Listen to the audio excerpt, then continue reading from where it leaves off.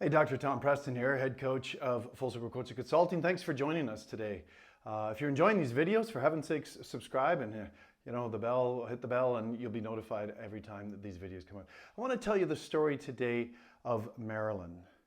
It's a great example of the difference between a head-based business and a heart-based business. Now, to create context for this conversation, you need to understand that the vast majority of people that I've ever interacted with across Western culture are traditionally very head-based, okay? There's a lot of accolades and a lot of praise that's given in our culture for people that are intellectually bright and that can answer questions and pick the right answer and think through things and so on, and there's absolutely nothing wrong with that. It can actually take you a long ways in life. The challenge with it is once you get far enough through life, you start to realize that there's always equal pros to cons. There's always equal lefts to rights, ups to downs. And you can literally take this head and just, turn yourself into a corner by thinking through things so far, but not being able to get the answer because this is as good as that. It's also very energetic, demanding to use your head like that. And it takes a lot of energy, whereas I contend from my multi-year, multi-decade consulting practice, that what most people are really looking to do is to go to their heart and to make decisions from that very different space. Now, if you get into Goldman's research and you know there's IQ and EQ and probably there's at least I think 9 different ones he's recognized, but that emotional intelligence is something that I will cross-correlate here, synonymize with the heart. And the story of Marilyn was a great turning point in my particular career because I experienced what it was like to think from your heart or to move towards a heart-based business. So Marilyn had been a practice member of mine for a very long time. And her and her partner were both practice members. And she came in one day and our practice members were taught that they were to take, glasses, earrings, jewelry off, lay on their back, facing God, getting ready to see the power of their adjustment. And so I came in this one day into, a very busy day where I had probably 100 patients booked. And I came into the adjusting area and Marilyn was there, and just the energy coming off of her was very, very different than anything I'd ever experienced before. So I was, kind of taken aback, and I just kind of, did my normal, so how's your state of well-being, Marilyn, right? And she just kind of looked at me and just kind of nodded her head a little bit and didn't say anything, which was very out of character for her. And again, I'd known this woman for many, many years. So I started my protocol and I checked leg lengths, and then I went up to the top of her cervicals to check for tone. And she was like a block of wood. It was literally like knocking on that wood panel.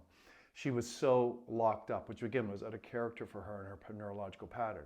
So I was in my head at this point thinking something's going on, something's not right, and I need to, go in and adjust this woman. But I listened to my inner voice, I listened to my heart, and I stopped long enough to sort of, come out of my head, drop into my heart, and I stepped away from the table and I walked down the table to look at her, and I said, Marilyn, are you okay? She didn't say anything. And I said, would you like a hug? Like this. And she sat up and I gave her a hug, and she started to cry. And she cried from the bottom of her soul. And I just held her, and we just, had the very human experience of just holding somebody who was in dire straits. And so then after, she got done sort of settling down crying, I said, Marilyn, can we just talk? She shook her head. We went to the end of the table and we had a beautiful conversation. And it turns out that what was going on for her is that day, her doctor in her mind, her medical doctor, had given her a death sentence. He had diagnosed her with COPD, which was the exact thing her mother had died from about 6 years earlier from this conversation that I was remembering today. And which was only about 10 or 12 or 14 years older than where Marilyn was now. So she just literally saw the end of her mortality, the end of her life, and so on. And so I listened carefully to what she had to say. I talked to her about possibilities. I talked to her and asked her questions about her mom and her mom's health and how she wasn't her mom. And yes, they shared genetics, but there was epigenetics and stuff. We had a beautiful, beautiful conversation. And I could tell, we laughed together, we cried together. And after a few minutes, I could tell that her energy had definitely lifted. So I said, hey, Marilyn, let's get you checked and get you adjusted. So she hopped back on the table. I went and checked her. Her leg lengths and balanced. I went up to the top, and her tone was perfect. And it was like, oh my God, this is barely the same human that I just checked like 5 minutes ago. I would have adjusted like all kinds of things. And so I thought, again, stayed in my heart. And I came down and I looked at her and I said, Marilyn, I'm not sure that you need an adjustment today. She looked at me and she goes, Doc, I already got the best adjustment I've ever got in all the years that I've been a patient of yours. It was such a revealing experience for me, you guys, because it reminded me of something that is true about life. If you want to run a more effortless business, if you want to use less energy in your business, get out of your head, drop into your heart, and serve from that space.